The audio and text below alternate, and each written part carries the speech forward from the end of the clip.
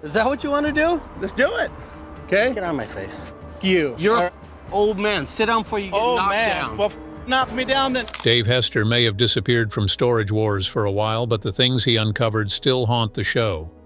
Long before his break, Hester opened lockers filled with objects so disturbing that even veteran buyers stepped back. But Hester wasn't alone. Other cast members stumbled onto items so unsettling they were never fully explained on camera. From human skulls tucked in cases, dolls that looked possessed, and collections that felt more like crime scenes than auctions. These are the Storage Wars discoveries that still give fans nightmares and the ones the show wishes everyone would forget. The villain returns. Dave Hester was always meant to play the bad guy. From the moment Storage Wars premiered in 2010, producers understood what they had. Hester wasn't just another auction buyer, he was aggressive, cocky, and ruthless. He drove up bids to drain competitors' wallets and swooped in at the last second to steal units. He made enemies wherever he went, and the show loved him for it. His "yoop" became iconic. Casual viewers who'd never been to a storage auction knew that sound. It meant Dave Hester was about to make someone's day miserable. Whether it was Jared Schultz and Brandy Passante losing a unit they desperately wanted, or Barry Weiss getting outbid on something quirky, Hester was there to ruin the moment. That villain energy translated to profits. During Storage Wars' peak, the show averaged 4 million viewers per episode. Hester was one of the main draws. People tuned in specifically to watch him antagonize the other bidders. Then, in December 2012, everything exploded.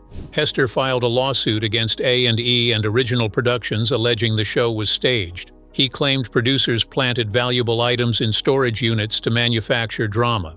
He said they rigged auctions, scripted interviews, and committed fraud. The lawsuit demanded over $750,000 in damages. This wasn't a quiet complaint. Hester went public with specific allegations. He claimed A&E planted newspapers announcing Elvis Presley's death in a locker. He said they buried a BMW minicar under trash to create a dramatic find. These were items he supposedly discovered on camera. The network fired him immediately. The lawsuit dragged through courts for years. A&E won on some claims, Hester won on others. By July 2014, both sides reached a confidential settlement. 2 months later, Dave Hester returned to Storage Wars for Season 5. He continued appearing through Season 12, which concluded in 2019. Then he vanished again. This time, it wasn't a lawsuit. Hester nearly died. He suffered a hemorrhagic stroke in November 2018, caused by high blood pressure and sleep apnea. Recovery was brutal. Hester had to relearn basic tasks most people take for granted. Walking, speaking, coordinating his movements. The man who'd spent years shouting "Yup" across auction lots had to rebuild himself from scratch. Seasons 13, 14, and 15 aired between 2021 and 2023 without him. Fans assumed he was done. The show had moved on. New bidders filled the void. Brandy Passante continued as a solo act after her split from Jared Schultz. Ivy Calvin became a bigger presence. The Dotsons kept auctioneering. Then in June 2025, everything changed. Storage Wars, Season 16 premiered with an unexpected twist. Dave Hester was back. The villain had returned and he was ready to remind everyone why they'd hated him in the first place. But here's what makes Hester's return fascinating. Everyone knows about the lawsuit. Everyone knows he alleged the show was fake. And everyone knows he suffered a life-threatening stroke. Yet he came back anyway. Maybe it's for the money. Cast members reportedly earn between $15,000 and $25,000 per episode. Maybe it's for fame. Maybe it's because storage auctions are genuinely in his blood. Or maybe Dave Hester just missed being the villain. Whatever the reason, his return sets the stage for the real story. Because during his original run on Storage Wars, Hester found some of the most disturbing items ever discovered in a storage unit, items that still haunt viewers years later. The Mogul's Macabre Collection. Back in 2010, Dave Hester stood inside a storage unit surrounded by junk. It looked like nothing special until he spotted a musical instrument case sitting among the clutter. Instrument cases can be valuable. Professional musicians invest in quality cases. But this instrument case didn't have any musical items when he opened it. Inside it was a human skull staring back at him. "This is definitely a human skeleton here," Hester said on camera. "Hopefully it's not an unsolved mystery or anything like that." The skull had hinges on it. That was the first clue it wasn't from a murder victim. Real human skulls don't have convenient hinges for easy opening. As Hester examined the rest of the contents, he found more bones. A complete skeleton, actually. The wrist bones had nylon strings running through them. Everything was perfectly clean. Not brown or decomposed like actual remains would be. It was a medical teaching skeleton, the kind used by medical students to learn anatomy. Universities order these all the time. Someone had owned this skeleton, probably for educational purposes, and then lost track of their storage unit. Hester took the skeleton to a shop for appraisal and made a decent buck from it, but things got creepier. That same 2010, Hester bought a storage unit filled entirely with paper. Not documents, not important records, just old newspapers, stacks and stacks of them, piled head-high throughout the entire unit. Anyone else would have walked away immediately. Paper has minimal value unless it's extremely rare. Hester looked closer. Every single newspaper was from August 16th and 17th, 1977, the period Elvis Presley died. These weren't random copies either.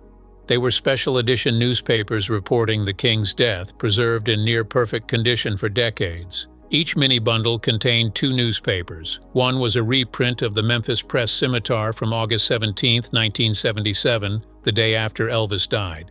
The other was an original copy of the Commercial Appeal from the same day. Hester counted 6,000 bundles.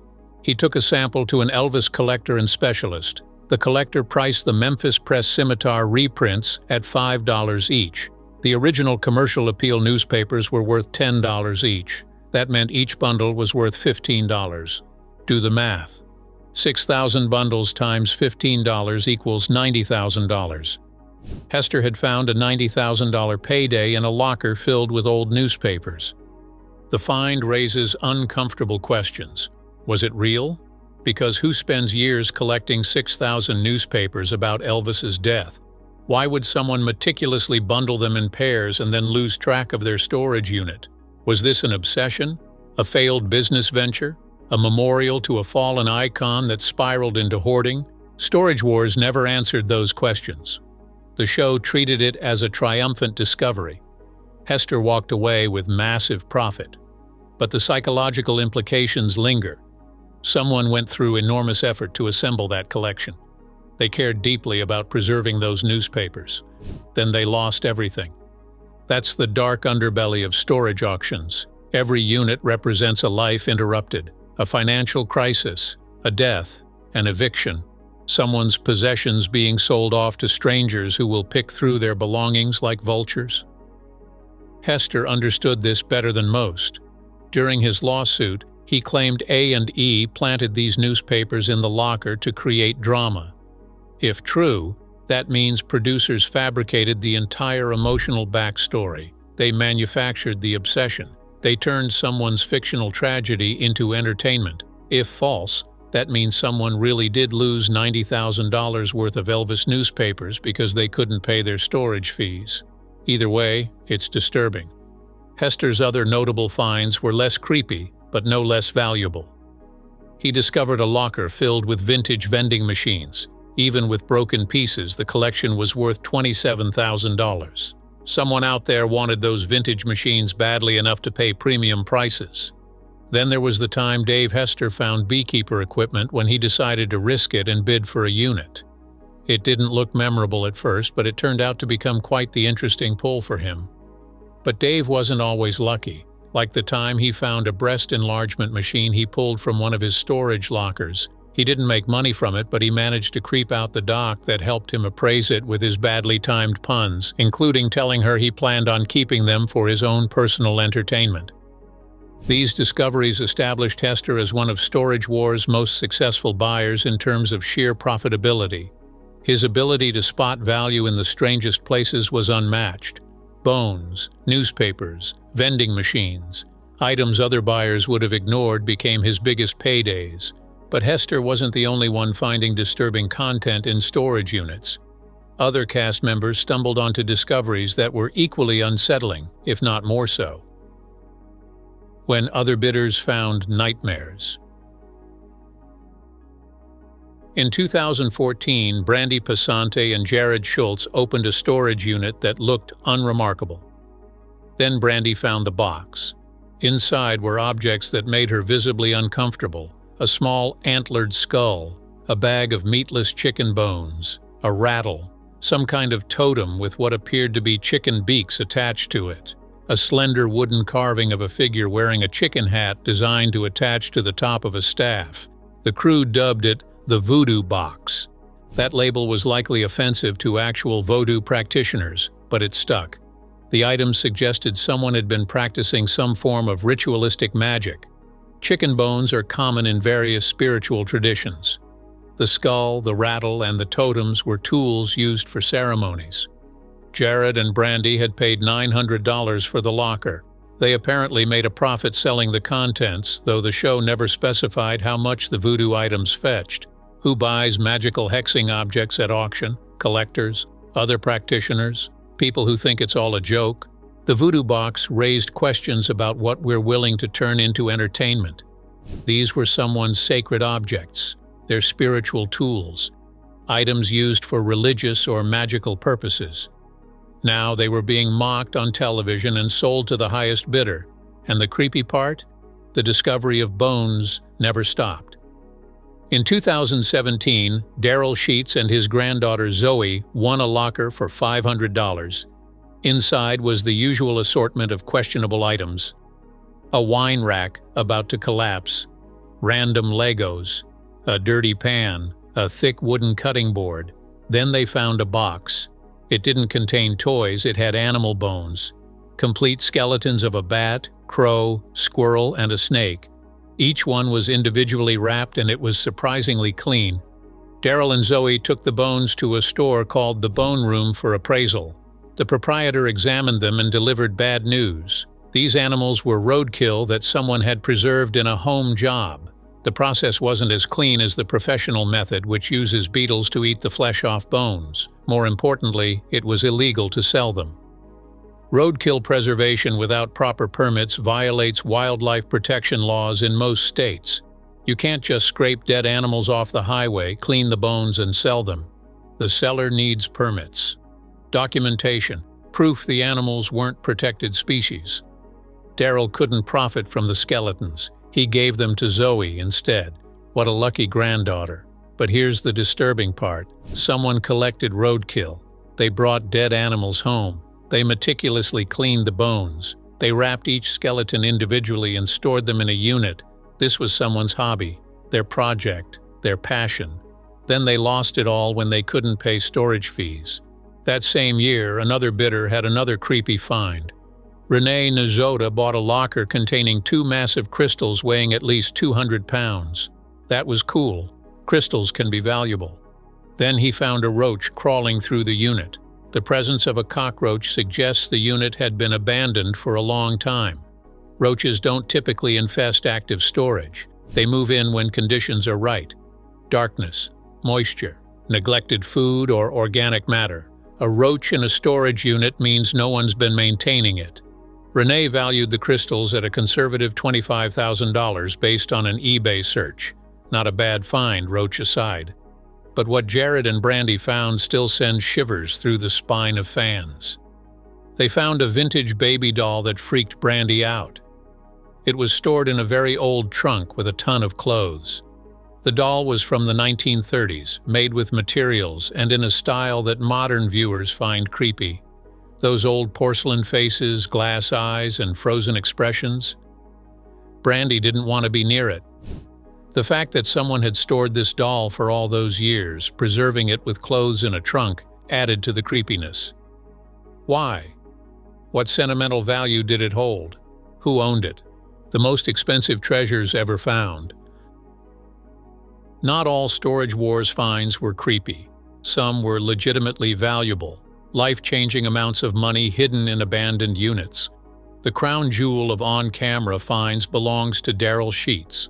In 2012, Sheets gambled $3,600 on a storage unit filled with art. Then he found something in the unit: paintings by Frank Gutierrez, a Mexican impressionist and modern painter. An expert appraised the collection at $300,000, and Sheets walked home with all that cool cash. Now here's the interesting part. Darryl later confirmed on Twitter that the locker actually belonged to Gutierrez himself. The artist had lost track of his own storage unit. His life's work, potentially dozens of paintings, sold at auction to a reality TV star. Some art experts questioned the $300,000 appraisal. They argued the paintings wouldn't fetch that much on the open market. This find came right after Dave Hester's lawsuit alleging the show planted items. Skeptics immediately questioned whether the Gutierrez paintings were real or staged. A and E denied everything, and Sheets insisted it was legitimate. The truth remains unclear, but the find stands as the biggest on-camera haul in Storage Wars history. Off-camera discoveries were even more impressive. Dan and Laura Dotson, the show's auctioneers, sold a unit in 2011 for $1,000. The buyer found pirate treasure inside: actual Spanish gold doubloons dating back to the 16th century, pieces of 8 from the era of Caribbean piracy. The box of coins was so heavy it required 3 people to move, and its value exceeded $500,000. The lucky buyer chose to remain anonymous, probably wise. Anyone with $500,000 in Spanish gold might attract unwanted attention from modern pirates. Then there's the $7.5 million mystery. In 2018, Dan Dotson shared a story about someone who bought a storage unit for $500 and found a safe inside containing $7.5 million in cash. The buyer hired locksmiths to crack it open. When they succeeded, they found stacks and stacks of bills. The original owners discovered what happened and hired a lawyer. The attorney offered the buyer $600,000 to return the money, which the buyer declined. Eventually, the buyer was offered $1.2 million, which they accepted. So someone turned $500 into $1.2 million. The original owners got $6.3 million back. Everyone walked away happy, or did they? This story has never been independently verified. No names were revealed. No location specified beyond somewhere Dotson conducted auctions. No documentation exists. It's entirely based on Dan Dotson's account of a conversation at a charity event. Many fans believe it's fabricated. A publicity stunt to keep Storage Wars relevant, because who forgets $7.5 million in a storage unit? Dan addressed that question. He suggested the money might be connected to organized crime. Legitimate money stays in banks. Cash hidden in storage units usually has a reason: drug trafficking, tax evasion, money laundering. If that's true, the original owners wouldn't have reported the theft to police. They couldn't. They'd have to explain where $7.5 million in cash came from. So they hired a private attorney and negotiated quietly. Rene Najoda agreed. He told reporters he wouldn't be shocked if the money had criminal origins. Whether the story is true or not, it's become part of Storage Wars mythology. The ultimate find. The dream scenario every bidder fantasizes about. Open a unit, find a safe, crack it open, discover millions. Other massive finds include a pristine copy of Action Comics #1, which sold for over $2 million. The comic originally belonged to Nicolas Cage, who'd purchased it for $150,000 in 1997 and reported it stolen in 2000. Somehow it ended up in a California storage unit and was discovered by a buyer in 2011. There's also the case of Beach Boys memorabilia. A Florida radio station bought a unit for $300 in the late 2000s. The locker had been rented in the 1970s but abandoned around 2006. Inside were photographs, handwritten lyric sheets, musical arrangements, contracts, and royalty checks belonging to the legendary band. Barry Weiss found a sculpture by artist Mike Meadow valued at $6,000. In 2013, he bought a locker filled with spare car and motorcycle parts for $1,700 and found over 30 complete engines. He eventually sold the collection for $10,000. Jared and Brandy scored a unit for $50 and found a giant My Little Pony collection worth $875. Not life-changing money, but a solid 1,650% return. These finds demonstrate the addictive appeal of storage auctions. Most units are worthless.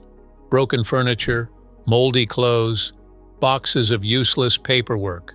But occasionally someone hits the jackpot. It's gambling without chips. You're betting on the unknown contents of a locker based on a quick glimpse from the doorway. Sometimes you lose. Sometimes you win big. The problem is you never know which it'll be until you've already committed.